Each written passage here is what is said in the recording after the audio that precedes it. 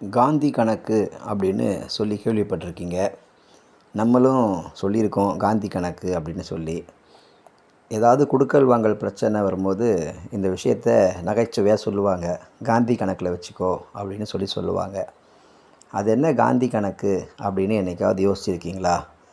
ஒருவேளை யோசிக்கலை அப்படின்னா இந்த காந்தி கணக்குடைய சுவாரஸ்ய கதையை தெரிஞ்சுக்கோங்க. இது கதை இல்லை, உண்மையில் நடந்த ஒரு வரலாற்று சம்பவம்.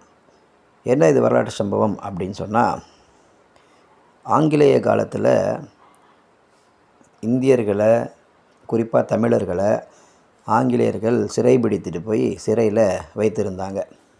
அந்த சமயத்தில் வஉசியையும் கப்பலோட்டிய தமிழனாகிய இருக்க வஉ சிதம்பரனாரையும் சிறையில் வச்சாங்க. மற்ற எல்லாரும் தமிழர்கள், இந்தியர்களெல்லாம் சீக்கிரமாகவே விடுதலை பண்ணாங்க. ஆனால் இந்த வஉசியை மட்டும் 30 ஆண்டு காலம் சிறையில் வைத்திருந்தாங்க. இந்த சமயத்தில் ஒரு நிபந்தனையோடு வெளியே அனுப்புனாங்க வஉசியை சிறையை விட்டு. என்ன நிபந்தனை செலுத்தினாங்க அப்படின்னா, நீ வெளியே போய் எந்த ஒரு வணிகமோ வியாபாரமோ செய்யக்கூடாது, நீ இப்போ எப்படி இருக்கியோ அதே மாதிரி தான் இருக்கணும் அப்படின்னு சொல்லி சில நிபந்தனைகளெல்லாம் விதித்து வஉசியை சிறையிலேருந்து வெளியே அனுப்புனாங்க. வஉசி மிகப்பெரிய பணக்காரர். அவர் ரொம்ப செல்வந்தராக இருந்ததுனால சிறைச்சாலைக்கு போகிறதுக்கு முன்னாடி அவர் நல்ல ஒரு சொகுசான ஒரு வாழ்க்கையை வாழ்ந்துக்கிட்டு இருந்தவர். ஆனால் இப்போது சிறைச்சாலையை விட்டு வெளியே வந்த இந்த சமயத்தில் பிரிட்டிஷ்காரர்கள் இவ்வளோ ரூல்ஸை, விதிமுறைகளை அவருக்கு இப்படியெல்லாம் நீ இருக்கணும் அப்படின்னு சொல்லி, வணிகமே செய்யக்கூடாது, வியாபாரமே செய்யக்கூடாதுன்னு சொல்லி அனுப்புனதுனால அவர் ரொம்பவே வறுமையில் இருந்தார். இதை கேள்விப்பட்ட தென்னாப்பிரிக்காவில் இருக்கக்கூடிய தமிழ் மக்கள் ஒரு முறை காந்தியடிகள் தென்னாப்பிரிக்கா போகும்போது 5000 ரூபாயை எல்லாரும் சேகரித்து 5000 ரூபாயை காந்தியடிகள்கிட்ட கொடுத்து விட்டாங்க.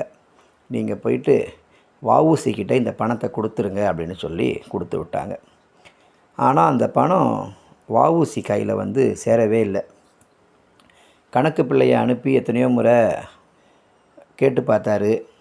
ஆனால் அதுக்கு கடைசியாக காந்தியடிகள் சொன்ன பதில், நான் மறந்துட்டேன் கொடுக்கறதுக்கு, மும்பையில் எனக்கு தெரிஞ்சவர் ஒருத்தர் இருக்கார், நான் அவர்கிட்ட கொடுத்துட்டேன் அந்த பணத்தை, நீங்கள் அங்கே போய் வாங்கிக்கோங்கன்னு சொல்லியிருக்காரு.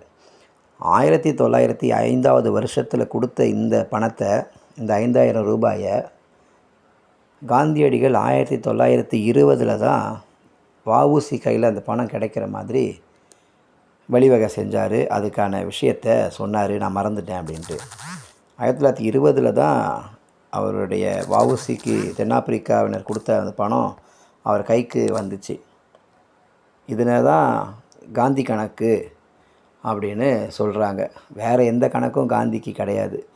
காந்தியுடைய வரலாற்றெல்லாம் படித்தவங்களுக்கு தெரியும். காந்தி கணக்குனா இதுதான்.